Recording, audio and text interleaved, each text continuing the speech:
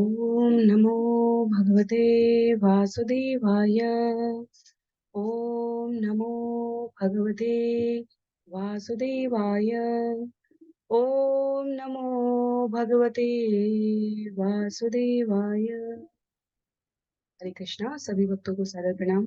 श्रीमद् भागवतम महापुराण सत्रों की श्रृंखला में आज सत्र 474 474 में सभी भक्तों का स्वागत है। हम सभी यहाँ पर 18,000 श्लोकों वाले श्रीमद् भागवतम महापुराण को अंतर्राष्ट्रीय कृष्ण भावनामृत संघ के संस्थापक आचार्य कृष्ण कृपामूर्ति श्री श्रीमद् अभय चरणारविंद भक्ति वेदांत स्वामी श्रील प्रभुपाद की पुस्तक के माध्यम से भक्तों के संग श्रवण और पठन करने का। जैसा कि सत्रों का प्रारूप है, वर्तमान विषय वस्तु का संक्षिप्त अवलोकन, तत्पश्चात मंगलाचरण और उसके बाद एक एक श्लोक का वाचन और अनुवाद भक्तों के संग श्रील प्रभुपाद के तात्पर्य के प्रकाश में सारग्राही बिंदुओं को जीवन में व्यवहारिक रूप से प्रयास पूर्वक कैसे अमल में लाया जा सके, प्रयोग में लाया जा सके, इसके लिए उपस्थित है। वर्तमान विषय वस्तु के संदर्भ में हम सभी स्कंद 10 अध्याय 9 आज के सत्र में आरंभ करने जा रहे हैं। अध्याय 9, जहां माता यशोदा द्वारा कृष्ण का बांधा जाना अर्थात दामोदर लीला का प्रारूप स्थापित किया गया है। पूरे जगत को बांधने वाले क्री शब्द का अर्थ है आकर्षण, क्री धातु आकर्षित करने के। कृष्ण शब्द का अर्थ है जिसके प्रति सभी आकर्षित, जो सबको आकर्षित करे, सबको बांधने वाले भगवान मैया यशोदा के वात्सल्य प्रेम स्नेह में कैसे बंध गए, इसे हम आज बहुत सुंदर अध्याय है। इस अध्याय में करीब 22 श्लोक है और हम लोग क्रमबद्ध तरीके से 22-23 श्लोक है, क्रमबद्ध तरीके से एक एक सुखदेव गोस्वामी के कहे गए शब्दों की यहाँ पर पुनरावृत्ति करते हुए हम कर रहे हैं। तो स्कंद 10 भगवान की वृंदावन मथुरा द्वारका लीला को समर्पित है और परीक्षित महाराज की जिज्ञासा के उपरांत सुखदेव गोस्वामी द्वारा इसका उल्लेख किया जा रहा है। हम सभी इसे श्रवण करेंगे। आरंभ करते हैं मंगलाचरण से। नारायणं नमस्कृत्य नरं चैव नरोत्तमं देवीं सरस्वतीं व्यासं ततो जयमुदीरयेत्। शृण्वतां स्वकथा कृष्ण पुण्यश्रवणकीर्तना यद्यन्तस्थो यभद्राणि विधुनोति सुयत्स्यताम्। नष्टप्रायेषु भद्रेषु नित्यं भागवत सेवया भगवत्युत्तमश्लोके भक्तिर्भवति नैष्टिकी। ॐ अज्ञानतिमिरान्धस्य ज्ञानाञ्जनशलाकया चक्षुन्मीलितं येन तस्मै श्रीगुरुवे नमः। मूकं करोति वाचालं पङ्गुं लङ्घयते गिरिं यत्कृपातमहं वन्दे परमानन्दमाधवम्। वाञ्छाकल्पतरुभ्यश्च कृपा सिन्धुभ्य एव च पतितानां पावनेभ्यो वैष्णवेभ्यो नमो नमः। जय श्री कृष्ण चैतन्य प्रभु नित्यानंद श्री अद्वैत गदाधर श्रीवासादि गौर भक्तवृंद। हरे कृष्णा कृष्ण कृष्णा हरे हरे, हरे राम राम राम हरे हरे। हरे कृष्णा कृष्ण कृष्णा हरे हरे, हरे राम राम राम हरे हरे। हरे कृष्णा कृष्ण कृष्णा हरे हरे, हरे राम राम राम हरे हरे। हरे कृष्णा। तो सभी भक्तों को पुनः सादर प्रणाम। सत्र 474 474 में हम सभी आरंभ करने जा रहे हैं स्कंद 10 अध्याय 9। जिनके पास पुस्तक है, मेरा अनुरोध रहेगा पुस्तक का प्रयोग करेंगे। अन्य सभी की सुविधा के लिए मैं यहाँ स्क्रीन पर श्लोक प्रस्तुत करने का भी प्रयास करूंगी। अपनी सुविधा के अनुसार इसका वाचन अवश्य करें। श्री शुक उवाच एकदा गृहदासीषु यशोदानंद गेहिनी कर्मान्तरनियुक्तासु निर्ममन्त स्वयं ददि। यानि यानि हि गीतानि तद्बालचरितानि च दधि निर्मन्थने काले स्मरन्ति तान्यगायत। श्री सुखदेव गोस्वामी ने आगे कहा, एक दिन जब माता यशोदा ने देखा कि सारी नौकरानियां अन्य घरेलू कामकाजों में व्यस्त हैं, तो वे स्वयं दधी मतने लगी। मथते समय उन्होंने कृष्ण की बाल क्रीड़ाओं का स्मरण किया और स्वयं उन क्रीड़ाओं के विषय में गीत बनाते हुए उन्हें गुनगुनाकर आनंद लेने लगे। मैया यशोदा को स्वयं कार्य करने की कोई आवश्यकता नहीं। इतने सेवक सेविकाएं नंद बाबा महाराज है। दूध दधी और कृषि व्यापार के द्वारा समृद्धि और संपन्नता चारों दिशाओं में व्याप्त। भगवान के लिए स्वयं कार्य करने के लिए सदैव उत्सुक रहने वाली मैया यशोदा ने बाल क्रीड़ाओं का स्मरण करते हुए उनके सोकर उठने से पहले दधी मथने का काम करने, इसमें स्वयं को संलग्न करती। श्रील प्रभुपाद कहते हैं तात्पर्य में कि श्री विश्वनाथ चक्रवर्ती ठाकुर द्वारा लिखित, जिसे श्रील सनातन गोस्वामी द्वारा वैष्णव तोषणी में प्रस्तुत किया गया है, ये कृष्ण के लिए दधी पिलो रही मैया की गतिविधि दिवाली के दिन, दीपमालिका के दिन घटित हुई। तो उन गायों से, कोई साधारण गाय नहीं थी ये, जिनके दूध का दही बनाकर मैया द्वारा मथा जा रहा था।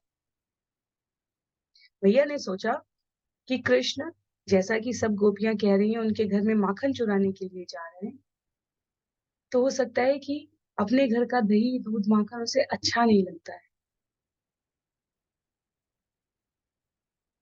तो बहुत ही विशेष गायें थी, उन्हें ऐसी सुगंधित घास खिलाई जाती थी, लिखते हैं श्रील प्रभुपाद, जिससे उनका दुग्ध भी सुगंधित हो जाता।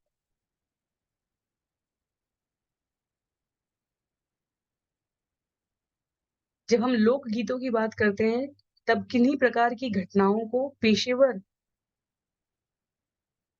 जो रचनाकार हैं, जो कवि हैं, उनसे शब्दों में ऐसे शब्द जो तुकांत से हो, ताकि माताओं को, पुरुषों को वीर रस के अनुसार, श्रृंगार रस के अनुसार स्मरण रहे, इस प्रकार छंदबद्ध कराया जाता था। और इसलिए बहुत सारी ऐसी गाथाएं जो हमारे शास्त्रों, उपनिषदों और धर्म की पुस्तकों से अनुपलब्ध हो गई, पर लोक गीतों में व्यवस्थित हो गई। भगवान राम की ऐसी बहुत सारी कहानियां हैं जो लोक गीतों में अभी भी स्थिर है, शास्त्रों में उनके उद्धरण नहीं मिलते।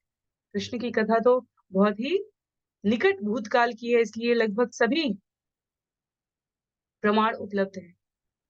तो यहाँ पर जैसे लोक गीतों में रख लेने से बात स्मरण रह जाती थी, वैसे ही मैया यशोदा कार्य करते हुए श्रील प्रभुपाद लिखते हैं तात्पर्य में, भगवान की किसी लीला को भूलना नहीं चाहती थी, इसलिए शब्द प्रयोग है, उन्होंने कृष्ण की बाल लीलाओं का स्मरण किया और उन क्रीड़ाओं के विषय में गीत बनाते हुए उन्हें गुनगुनाकर आनंद प्राप्त कर लिया।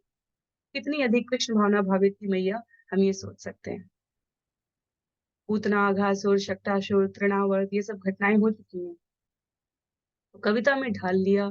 दही मथते समय कवित्वमय गीतों को गा रही है मैया।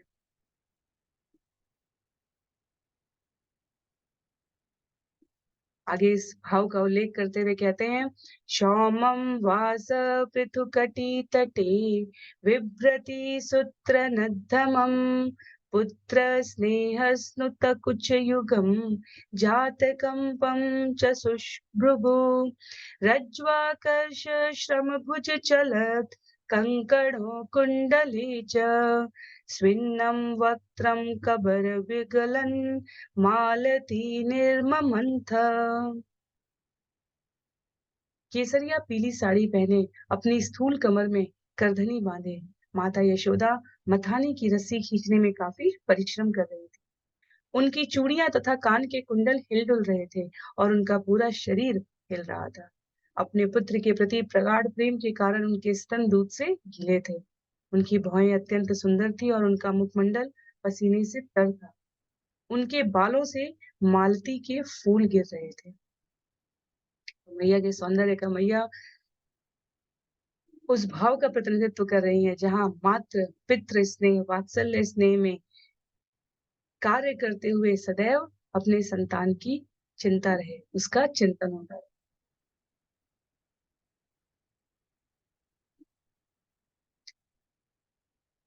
श्रील प्रभुपाद कहते हैं यहाँ तात्पर्य में कि हमें वात्सल्य प्रेम हो या माधुर्य प्रेम हो, सख्य प्रेम हो या दास्य प्रेम हो, हमें वृंदावन वासियों के पद चिन्हों का उस भाव का अनुसरण करना चाहिए, उनके समान बनने का प्रयास नहीं करना चाहिए।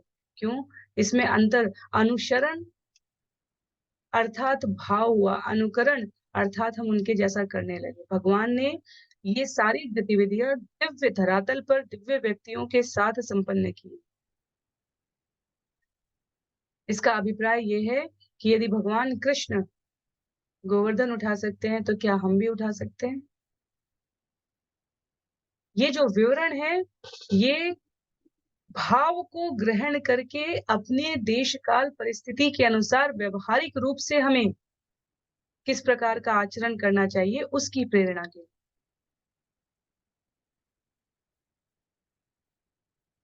मैया के स्वरूप का, मैया के हाव भाव का उल्लेख करने का स्पष्ट आशय है। श्रील प्रभुपाद लिखते हैं कि कितना कार्य करते समय हमारा चित्त दत्त होकर भगवत स्मृति में संलग्न रहना चाहिए, इस विवरण का हमें लाभ उठाना है।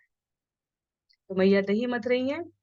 श्लोक संख्या 4 में उल्लिखित है, तां स्तन्यकाम आसाद्य मतत्नन्तीं जननीं हरि गृहीत्वा दधिमन्थानं न्यषेधत् प्रीतिम् आवहन्। जब यशोदा दही मथ रही थी तो उनका स्तन पान करने की इच्छा से कृष्ण उनके सामने प्रकट हुए और उनके दिव्य आनंद को बढ़ाने के लिए उन्होंने मथानी पकड़ ली और दही मतने से उन्हें रोकने लगे। वैष्णव तोषणी में ज्यादा विस्तृत उल्लेख है जहाँ आचार्य कहते हैं कि भगवान सो रहे थे और मैया के कीर्तन की आवाज सुनकर, शब्द है कीर्तन का, क्यों?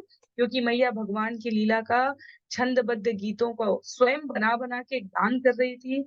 उनके कर्ण के कुंडल हिलडुल रहे थे, दधी बिलोने की आवाज वाद्य यंत्र का कार्य कर रही थी। और जब भगवान भक्त को इस प्रकार स्मरण करते हुए देखते हैं तो वो निश्चित रूप से प्रकट होते हैं। सोते हुए कृष्ण पीछे से आकर मैया के पास, मुझे भूख लगी है, ऐसी लीला करने लगे। तो मैया को वो दुग्ध पान करने के लिए मथानी चलाने से रोक रहे हैं। श्लोक संख्या 5 में कहते हैं, सुखदेव गोस्वामी सुंदर भाव का प्रस्तुतिकरण करते हुए,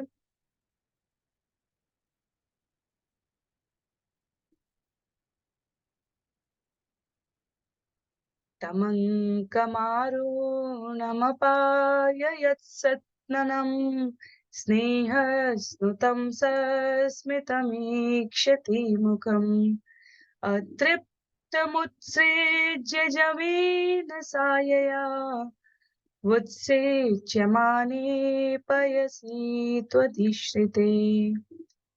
तमङ्कमारुढमपाययत्स्तनम् स्नेहस्नुतं सस्मितमीक्षति मुखम् अतृप्तमुत्सृज्य जवेन सायया वुत्सेच्यमाने पयसि त्वधिश्रिते।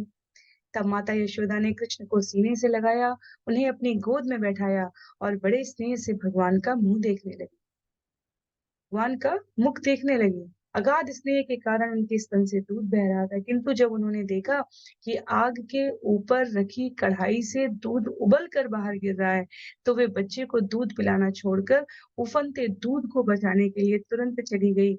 यद्यपि बच्चा अपनी माता के स्तनपान से भी तृप्त नहीं हुआ था।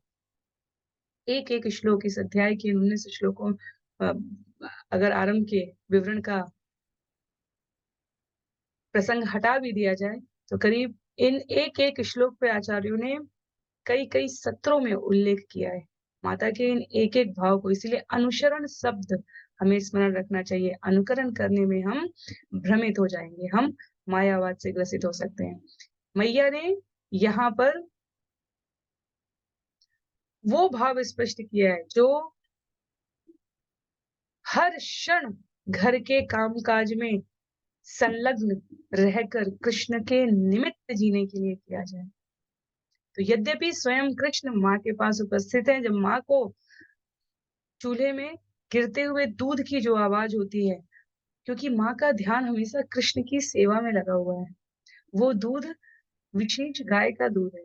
श्रील प्रभुपाद कहते हैं, रसोई घर में उफनते दूध की आवाज सुनकर मैया उसे तुरंत संभालने चली। तो एक से अधिक महत्वपूर्ण कार्य देखने में अपनी सुविधा नहीं देख रही है मैया। प्रतीकात्मक तरीके से ये लग रहा है कि वो कृष्ण को छोड़कर दूध बचाने के लिए चली गई है।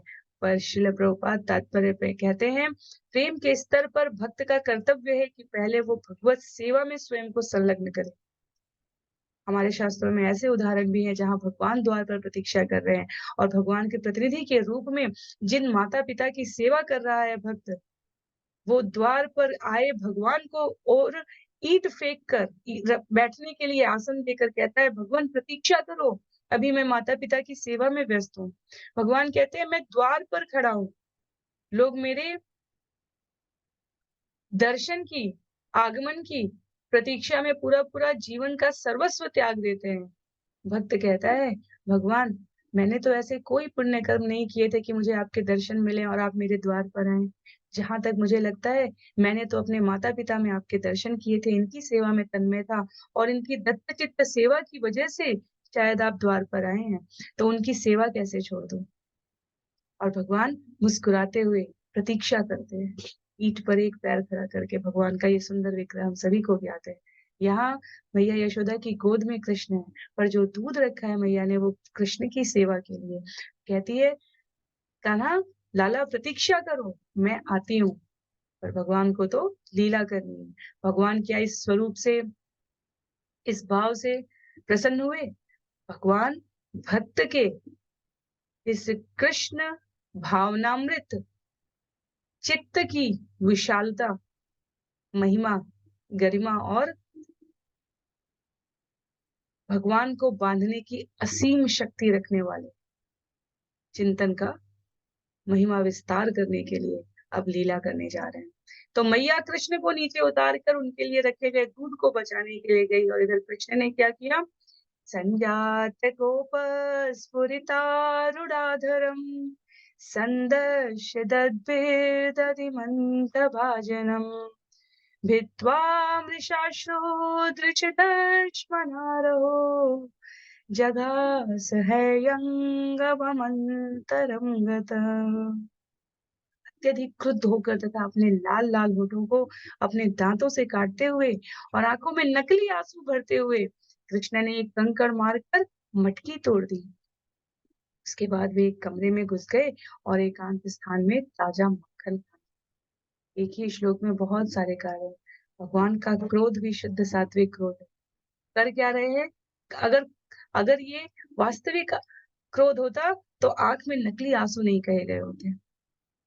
कंकड़ मारकर मटकी तोड़कर कमरे में घुसकर मटकी दूध बचाने मैया गई है। दधी यहाँ बिलो रही थी सामने और अगर क्रोध ही होता तो मैया के बनाए हुए मक्खन को क्यों खाते? तो दूध और दही, दूध बचाने के लिए गिर रहा है, मैया गई है, दधी बन रहा था, तोड़ दिया है और अंदर जो मक्खन बना हुआ था उसको खाने के लिए जा रहे हैं। लीला में दिख रहा है कि पहले तो गुस्सा आया, माँ ने मुझे कैसे छोड़ा? फिर माँ ने मुझे छोड़ा तो मैं भी माँ का कुछ नुकसान करूँगा क्रोध में, तो मेरे लिए बना रही है ना मैया, मैं इसको ही तोड़ देता हूँ। और उसके बाद क्या? अब तो ये अनुभव हो गया कि मैया देखेगी तो क्रुद्ध होगी, पर भूख भी लगी है, तो मुझे खाता देखेगी तो उसको लगेगा कि इस क्रोध में मैंने तोड़ा है, तो वो गुस्सा नहीं करेगी मेरे ऊपर। तो मक्खन खाने के लिए एकांत कमरे में घुस गए हैं। तो सब पता है कृष्ण को। यदि कृष्ण को पता था, यदि लीला नहीं होती तो विचार करके देखिए, यदि पता ही है कि मक्खन वहाँ रखा है, तो भूख लगी है तो मैया के पास आने की क्या आवश्यकता है? सीधे जाकर मक्खन ही खा लेते। पर भगवान की स्नेहमयी वात्सल्य भक्त के साथ के विनिमय की कथाएँ अपने आप में अप्रतिम है।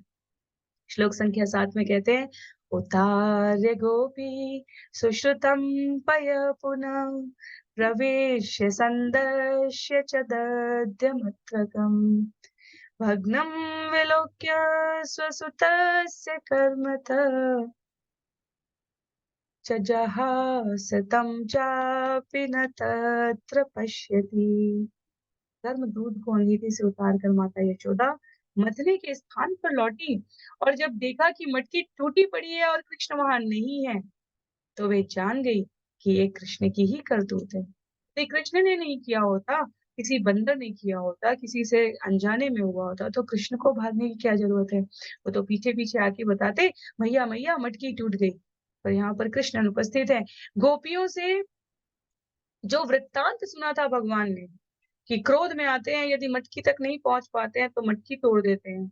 यदि अपने खाने के बाद बच जाता है तो बंदरों को खाने देते हैं और नहीं तो पूरा दधी भांड इधर उधर बिखरा देते हैं। आचार्यों ने बहुत बहुत बहुत व्याख्याएं की हैं इन विभिन्न भावों की। एक आचार्य कहते हैं कि मैया कृष्ण के इस स्वरूप की सिर्फ कल्पना करती थी कि जहाँ कैसे कृष्ण गोपियों के यहाँ दधी भांड फोड़ देते हैं और फिर गायब हो जाते हैं, वो रस कैसा होता होगा। और यहाँ भगवान ने कहा मैया तुम उस रस से क्यों वंचित रहोगी, मैं तुम्हें भी वो देता हूँ। तो मटकी फोड़ने और अनुपस्थित हो जाने को जब जोड़ा मैया ने तो समझ में आया कि आज तो कान्हा ने अपने घर में ही ये कमाल कर दिया। पर माँ है, स्नेह के साथ साथ अनुशासन भी सिखाना है। तो श्लोक संख्या 8 में मैया ढूंढने चली है, कहाँ है? उलुखांग उलुखालगंघ्रे उलुखालंघ्रे उपरि व्यवस्थितम् अकार्यकामं ददतं शिचिस्थितम् उलुखलाङ्घ्रेरुपरि व्यवस्थितं मकार्यकामं ददतं शिचिस्थितम् हेयङ्गवं चौर्यविशङ्किते क्षणम् निरीक्ष्य पश्चात् सुतमागमक्षणे। कृष्ण उस समय मसाला पीसने वाली लकड़ी की ओखली को उल्टा करके उस पर बैठे हुए थे और मक्खन तथा दही जैसी दूध की बनी वस्तुएं अपनी इच्छा अनुसार बंदरों को बांट रहे थे। चोरी करने के कारण वे चिंतित होकर चारों ओर देख रहे थे कि कहीं उनकी माता आकर उन्हें डांटे नहीं। माता यशोदा ने उन्हें देखा तो वो पीछे से चुपके से उनके पास पहुंची। भगवान वास्तव में यदि छुपना ही चाहते, भागना ही चाहते तो कहीं और भागे होते, लेकिन अपने ही घर में छुप के, अपने ही यहाँ बैठ के, अपने ही घर के दधी माखन को बंदरों को बांट रहे हैं। भगवान जो लीला घर के बाहर करते हैं उसका दर्शन यहाँ मैया को कराने के लिए इस प्रकार अपने आप को ना बतलाते हुए भी बतला रहे हैं कि मैं कहाँ हूँ। तो जिस कमरे में सारे बंदर निकल निकल के माखन ले लेके निकल रहे हैं, मैया समझ गई कि कृष्ण वहां है और उन्होंने देखा कि ये तो इस बार अपने ही घर में चुरा रहा है। लिखते हैं श्रील प्रभुपाद, कौवे भी कमरे के भीतर घुसे पर डर के मारे तुरंत बाहर निकल आए। मैया ने कृष्ण को मक्खन चुराते तथा सहमे हुए इधर उधर ताकते हुए देखा। भगवान के इस बाल रूप को कहा जाता है उनकी तिरछी तकान और मंद मुस्कान। वो आंखों की चितवन के कोने से दर्शन कर रहे हैं कि किधर से मैया आ रही है, कहीं इधर से तो नहीं आ रही है, कहीं इधर से तो नहीं आ रही है। और वास्तव में भगवान के उस बाल रूप का दर्शन करके मैया मुग्ध हो जाती है। माँ और कृष्ण के इस वात्सल्य आदान प्रदान में आचार्य इस भाव का स्मरण करके मग्न हो जाते हैं। भगवान ने मैया को देख लिया, मैया आ गई है, तो क्या करेंगे अब? तामातयिष्टम, क्षमा कीजिए, तामातयष्टिम प्रसमीक्ष्य सत्वर तवारुह्य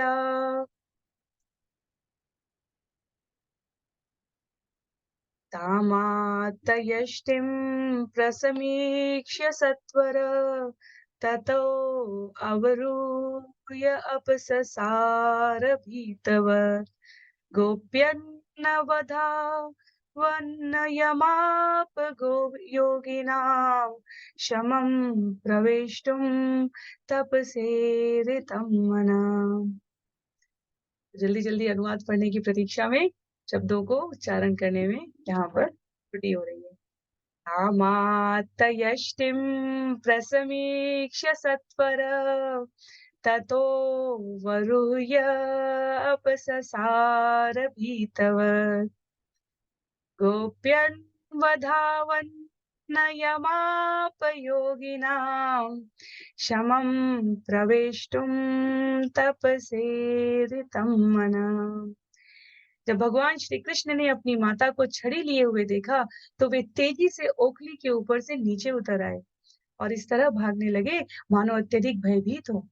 जिन्हें योगी जन बड़ी बड़ी तपस्याएं करके ब्रह्म तेज में प्रवेश करने की इच्छा से परमात्मा के रूप में ध्यान के द्वारा पकड़ने का प्रयत्न करने पर भी उन तक नहीं पहुंच पाते, उन्हीं भगवान कृष्ण को अपना पुत्र समझकर पकड़ने के लिए यशोदा उनका पीछा करने लगी। तो ये वो स्वरूप है, ये वो भाव है, ये वो तत्व दर्शन है जिसे भगवान यहाँ पर लीला में प्रस्तुत कर। जिन भगवान को प्राप्त करने के लिए योगी जन कृष्ण को परमात्म स्वरूप में ध्यान करते हैं, जन्म जन्मांतर की तपस्या करते हैं, वो भगवान मैया यशोदा के भय से दूर भाग रहे हैं। भय जिनको देखकर भागता है वो एक स्थूल काय मैया से।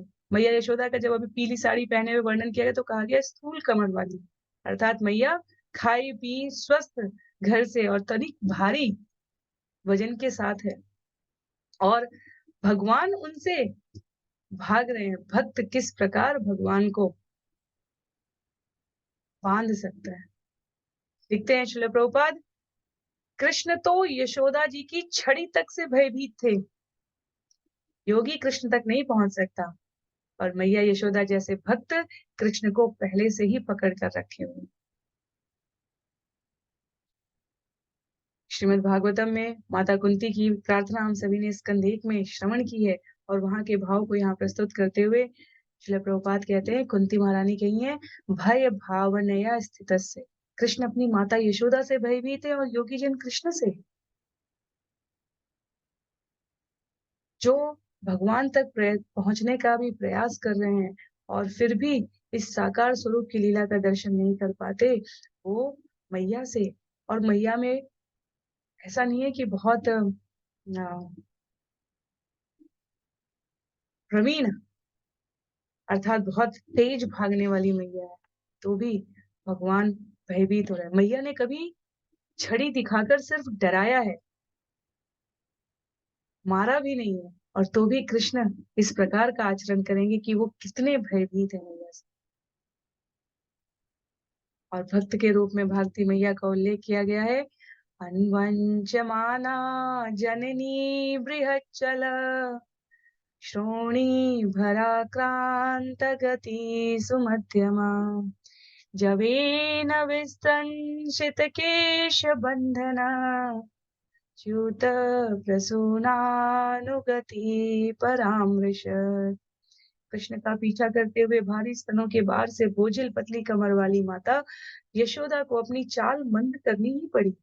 तेजी से कृष्ण का पीछा करने के कारण उनके बाल शिथिल पड़ गए थे और उनमें लगे फूल उनके पीछे पीछे गिर रहे थे, फिर भी वे अपने पुत्र कृष्ण को पकड़ने में सफल हो गए। अनेक अनेक गतिरोधों को योगी जन अपने योग में तपस्या में अब दूर नहीं कर पाते, मैया कृष्ण को पकड़ पाने में समर्थ है। योगी और भक्त का ये अंतर।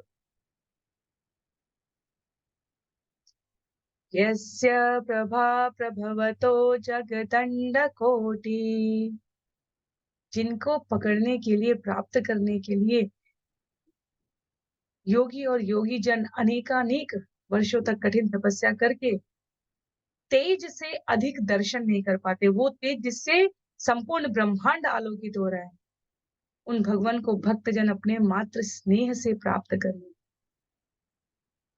भगवत गीता अध्याय 18 श्लोक संख्या 55 का उल्लेख किया श्री प्रभुपाद ने, कहते हैं भक्त्या मामभिजानाति यावन्यश्चास्मि तत्त्वतः ततो मां तत्त्वतो ज्ञात्वा विशते तत् अनंतरम। भक्त जन तो कृष्ण लोक में भी आसानी से प्रवेश कर जाते हैं, किंतु अल्पज्ञ योगी तथा ज्ञानी जन अपने ध्यान के द्वारा कृष्ण के पीछे पीछे दौड़ते हैं। यदि वे कृष्ण तेज में प्रवेश भी करते हैं तो वे नीचे गिर सकते हैं।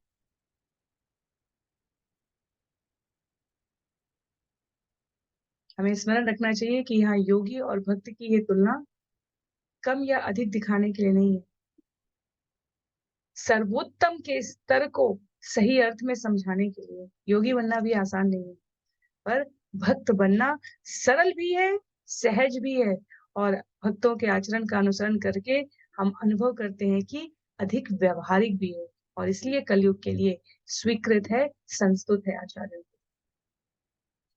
भगवान आगे भाग रहे हैं, मैया पीछे भाग रही है, मैया थकने वाली है, मैया ने अपनी चाल मंद कर दी है।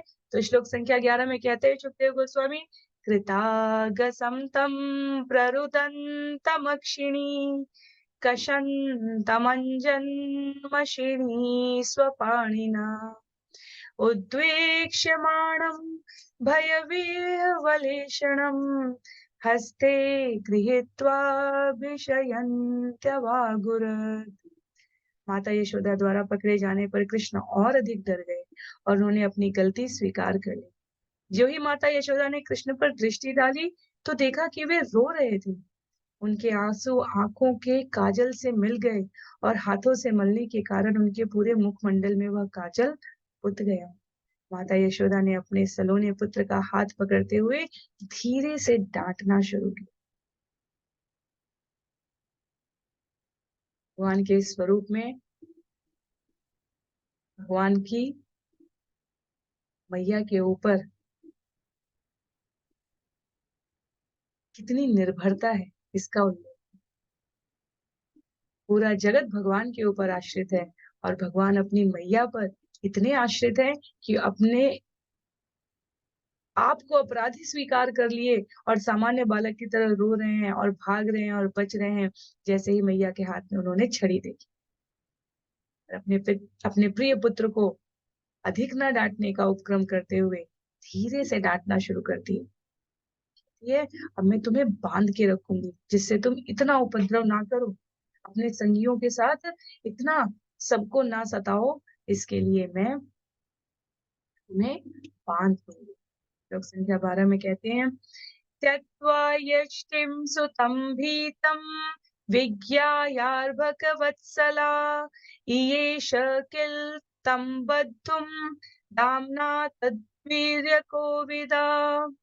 यह जाने बिना कि कृष्ण कौन है या वे कितने शक्तिमान है, माता यशोदा कृष्ण के अगाध प्रेम में सदैव विह्वल रहती थी।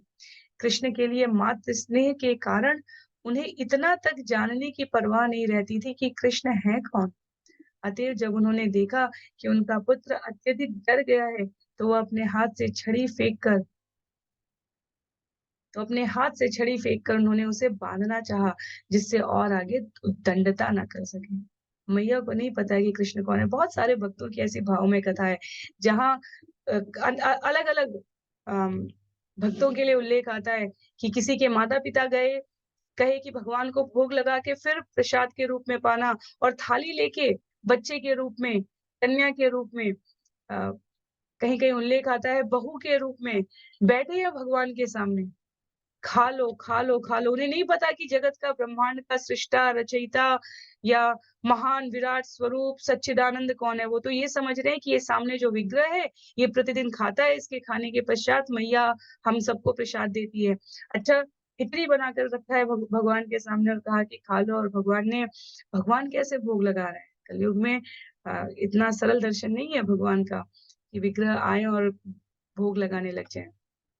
क्योंकि कलयुग में अधिकतर लोगों की जो प्रकृति के प्रभावजन्य परिणाम से बुद्धि हो जाती है, वो ये कि यदि भगवान खाने लग जाए तो वास्तव में व्यक्ति देख के मात्रा रखना शुरू कर दे। पर इसलिए विग्रह अपने आप को भावग्राही कहे गए हैं कि वो केवल भाव ग्रहण करते हैं। कितने सुंदर भाव से रखा जा रहा है, कितनी मात्रा और क्या रखा जा रहा है दूसरा विषय है, पर कितना भाव से रखा गया है। तो बच्चे ने, बालिका ने, वृद्ध महिला ने, बहू ने, इस प्रकार के अलग-अलग स्थान पर कहीं कहीं नामदेव के लिए कथा आती है, कहीं सुतीक्ष्ण की कथा आती है। अगस्त्य ऋषि के जो शालिग्राम के सामने कहते हैं, "खा लो, खा लो, खा लो।" फिर कैसे खाएँगे? तो क्या करते हैं, वो प्रतीक्षा करते हैं, "अच्छा मैंने घी कम डाला है, इसलिए नहीं खा रहे हो।" तो भाव की जो प्रवीणता है, उसके आगे समस्त दर्शन और ज्ञान शुष्क हो जाता है। भगवान वास्तव में प्रकट होकर खाते हैं। जगन्नाथ के लिए तो पुरी के मंदिर में ऐसी अनेकानेक कथाएँ, कभी कभी वो पके हुए आम खाने जाते हैं, कभी उन्हें नारियल पसंद है, कहीं भक्त बैठकर उनका स्मरण कर रहा है तो वो वहाँ चले जाते हैं। तो ये हमारे विग्रह नहीं है, श्रील प्रभुपाद ने, आचार्यों ने हमें ये जो पद्धति दी है भगवान को भोग लगाकर और फिर स्वयं प्रसाद रूप में पाने की, ये शाश्वत संबंध है भगवान के साथ। मैया को नहीं पता कौन है, कितनी शक्तिमान।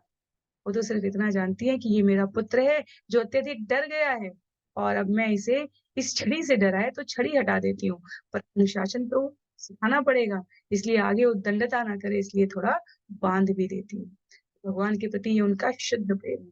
नारायण स्वरूप ऐश्वर्य का है, कृष्ण स्वरूप वात्सल्य संबंध स्थापित करने का है, साख्य, दास्य, माधुर्य के रूप में शरणागति वत्सलता का है। श्लोक संख्या 13 और 14 में कहते हैं, न चान्तर्न बहिर्यस्य न पूर्वं नापि चापरं पूर्वापरं बहिश्चान्त जगतो यो जगच्च य तं मत्वात्मजमवक्तव्यम् तं मत्वात्मजम् अव्यक्तं मर्त्यलिङ्गम् अधोक्षजम् गोपिकोलुखले दाम्ना बबन्ध प्राकृतं यथा। उन पुरुषोत्तम भगवान का ना आदि है, ना अंत है, न बाह्य है, न भीतर है, न आगा है, न पीछा। दूसरे शब्दों में वे सर्वव्यापी हैं। चूँकि वे काल तत्व के वशीभूत नहीं है, अतएव उनके लिए भूत, वर्तमान तथा भविष्य में कोई अंतर नहीं है। वे सदा सर्वदा अपने दिव्य स्वरूप में रहते हैं। सर्वोपरि तथा परम होने के कारण सभी वस्तुओं के कारण कार्य होते हुए भी वे कारण कार्य के अंतरों से मुक्त रहते हैं। वही अव्यक्त पुरुष हैं जो इंद्रियातीत हैं, अब मानवीय बालक के रूप में प्रकट हुए हैं और माता यशोदा ने उन्हें सामान्य सा अपना ही बालक समझकर रस्सी के द्वारा ओखली से बांध दिया है। तो इतने विस्तृत विस्तार वर्णन की जो स्कंद 2 में हमने श्रवण किया है, जिसे हमने स्कंद 5 में देखा है, जो विदुर और मैत्रेयी के संवाद में आता है, जिन भगवान के बारे में ब्रह्मा जी नारद मुनि को बताते हैं, जिन भगवान के बारे में प्रचेताओं के साथ की वार्ता है, प्राचीन बरहिसत को नारद मुनि उदाहरण देकर बताते हैं, इस शरीर के ऊपर के, भीतर और बाहर रहने वाले भगवान के कर्ता, कारक, कारण के रूप में बताते हैं। मैया को इन सब से कोई मतलब नहीं है। मैया तो अपना बालक समझकर रस्सी से उखल से बाँधने जा रही है। इसमें सबसे ज़्यादा आनंद किसे आने वाला है?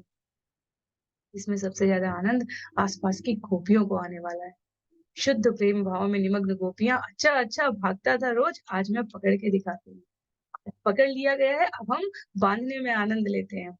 तद्धाम बध्यमानस्य स्वार्भकस्य कृतागस दव्यङ्गुलो नमभूतेन संदधेन्यच्च गोपिका। जब माता यशोदा उत्पाती बालक को बांधने का प्रयास कर रही थी, तो उन्होंने देखा कि बांधने की रस्सी 2 अंगुल छोटी पड़ गई। अतः उसमें जोड़ने के लिए वे दूसरी रस्सी ले आई। इसीलिए पूरे कार्तिक के महीने में दामोदर लीला का उल्लेख किया जाता है। दाम उधर से दाम को बाँधना, दाम रस्सी के लिए कहा गया उधर भगवान के इस कटिबंध क्षेत्र को भगवान को बाँधने दामोदर दाम से उधर को बाँधकर भक्त भगवान को किस प्रकार अपने समीप बाँध कर रखता है, इसका उल्लेख है। तो 2 अंगुल रस्सी कम पड़ी, तो बाँधने के लिए ऐसे लेकर आए, पर यहाँ आते ही बाँध नहीं पाई मैया क्योंकि 2 अंगुली रस्सी कम पड़ रही है। तो आचार्य उसका वर्णन भी बताते हैं कि वो 2 अंगुली रस्सी क्यों? मैया कृष्ण को बाँधने चली है, इतनी आसानी से कैसे बन जाएँगी? इतने बड़े-बड़े राक्षसों को मार के अपनी असीम शक्ति का प्रदर्शन करने वाले भगवान, मैया को अन्य विभूति या शक्ति का किंचित मात्र दर्शन करा रहे हैं। वास्तव में भक्तों के लिए इसमें सूचना है, तब तक भगवान नहीं बन सकते जब तक वो खुद बनना ना चाहें। और जब वो एक बार बन जाते हैं, तो उन्हें कोई अपने से दूर नहीं कर सकता। ऐसे भी बहुत सारे उदाहरण हैं जहाँ कई बार लोग भक्ति को अत्यधिक अव्यावहारिक किंचित कारणों से कहीं कोई भावना आहत हो गई है, छोड़कर जाने का प्रयास किया और इसी कलयुग में, इसी इस्कॉन में, इसी श्रील प्रभुपाद के इस कृष्ण भावना भावित आंदोलन में भक्तों का अनुभव रहा है कि जब भगवान को उन्होंने स्नेह किया, प्रेम किया तो पूरे तत्परता भाव से किया। परिणाम ऐसा हुआ कि जीवन में कभी-कभी परीक्षा के ऐसे क्षण आए कि लगा कि अब नहीं अ, ये सब शायद हो सकता है कि भ्रम ही हो। उन्होंने भगवान को छोड़ने की कोशिश की, अर्थात अपने इस अभ्यास को किंचित मात्र अनुशासनहीन बनने की कोशिश की और भगवान ने सामने से उन्हें अपने-अपने अनुभवों से बताया है। जब कृष्ण एक बार बन जाते हैं तो उन्हें प्रयास करके भी भक्त अपने से दूर नहीं कर सकते। इसलिए भक्ति के विभिन्न रसों में विरह रस की जो शुद्ध आत्मिक विरह रस है उसकी बात की जा रही है। इस भौतिक जगत के विरह रस की बात नहीं की जा रही है। इसमें स्वार्थ, शरीर जन्य प्रेम है। विरह रस की उस अर्थ में बात की जा रही है जहाँ गोपियाँ आगे कहेंगी भगवान जब सामने रहते हैं कृष्ण तो वो आनंद अपनी जगह पर जब उनकी अनुपस्थिति में उनकी लीलाओं की, उनकी गतिविधियों का स्मरण करके विरह रस में जब अपने आप को आप्लावित करती हैं, तो वो आनंद की कल्पना भी नहीं की जा सकती। श्लोक संख्या 16 में कहते हैं, "यत् आसीत् तत् अपि न्यूनं तेनान्यत् अपि सन्दधे तत् अपि दव्य अंगुलं न्यूनं यद्ददात् तत् बन्धनम्।" यह नई रस्सी भी 2 अंगुल छोटी पड़ गई और जब इसमें दूसरी रस्सी लाकर जोड़ दी गई, तब भी वह 2 अंगुल छोटी ही पड़ी। उन्होंने जितनी भी रस्सियाँ जोड़ी वे व्यर्थ रह गई, वे छोटी की छोटी, छोटी ही पड़ती गई। गोपियों ने कुएँ से जल निकालने वाली रस्सी लाकर दे दी मैया को। पूरे ब्रज की रस्सी जितना ला सकती थी उतना ले आई हैं। वर्णन करते हैं श्लोक संख्या 17 में जितनी रस्सियाँ आ गई एवं स्वगेह दामानि यशोदा संददत्यपि गोपीनां सुस्मयन्ती न स्मयन्ती विस्मिता भवत्। इस तरह माता यशोदा ने घर भर की सारी रस्सियों को जोड़ डाला किंतु तब भी वे कृष्ण को बांध न पाई।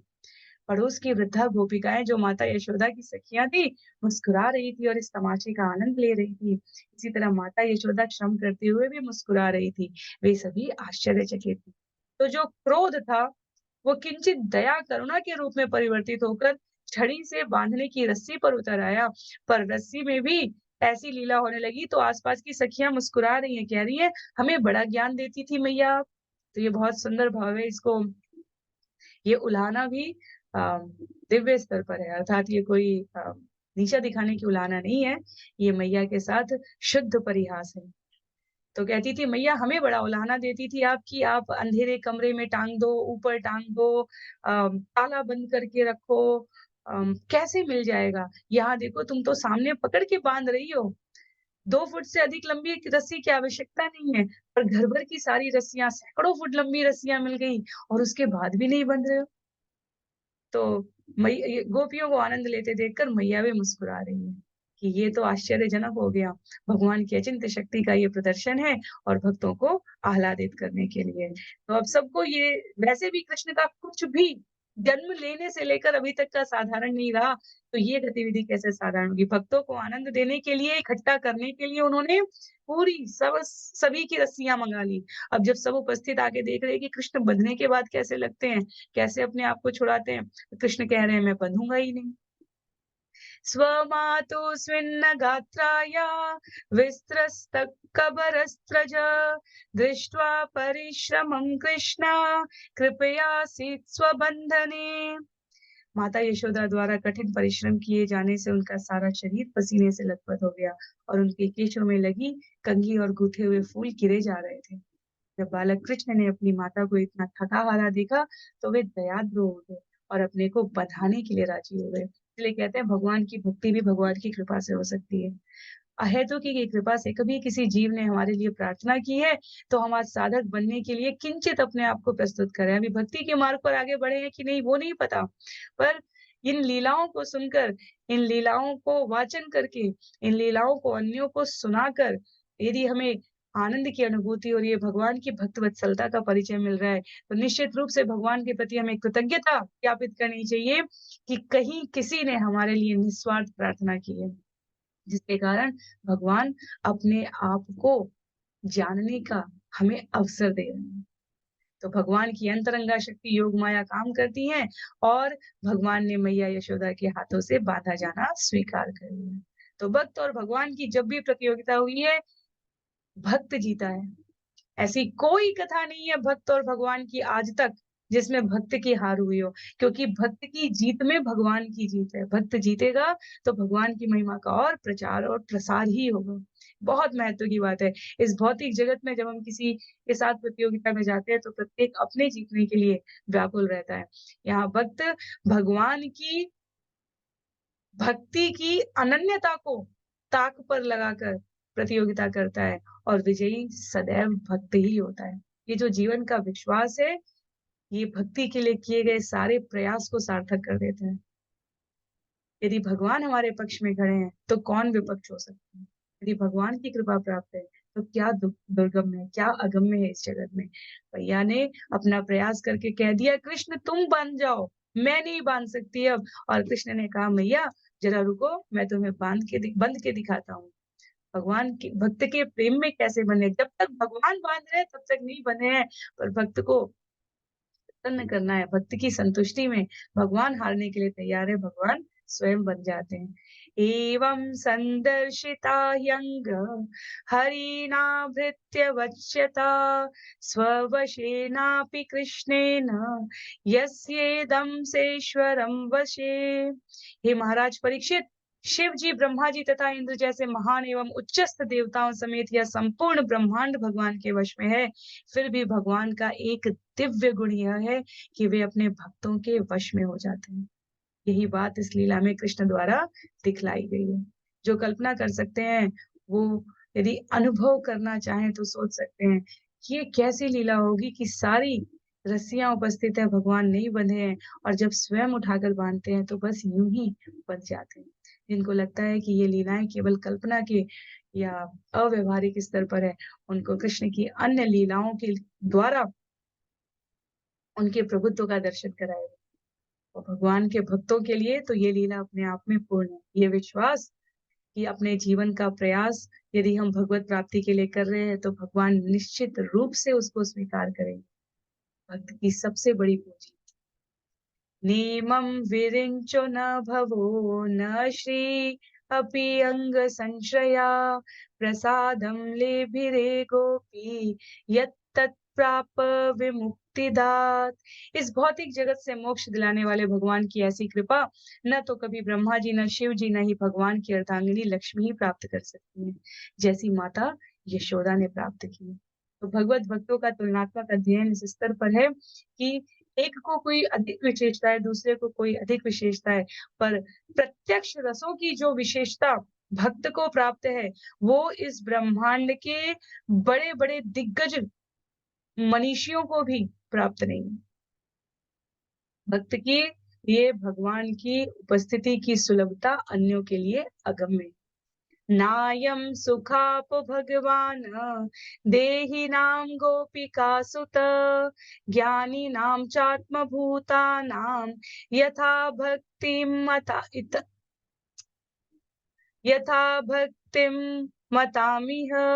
नायं सुखापभगवान् देहिनां गोपिकासुत ज्ञानिनां चात्मभूतानां यथा भक्तिमतामिह।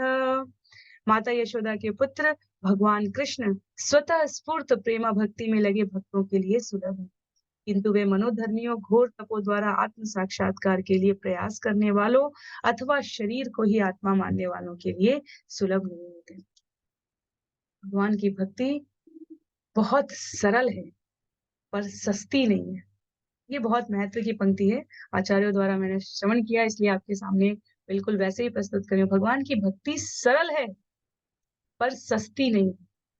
भगवान की भक्ति करने के लिए जीवन के विकारों को दूर करना होता है, भौतिक आसक्ति से स्वयं को दूर करना होता है।